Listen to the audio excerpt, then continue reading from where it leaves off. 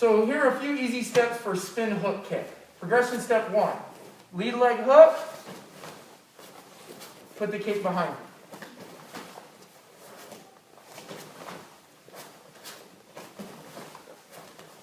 Progression step 2. Work on putting your kicking leg behind you. Rotate your shoulders. Find your target. Hook kick.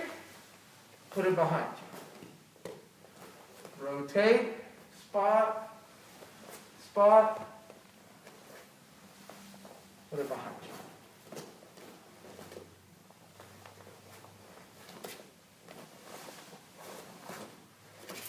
Third progression step, put all of it together, add a little bit of speed, add a little bit of power.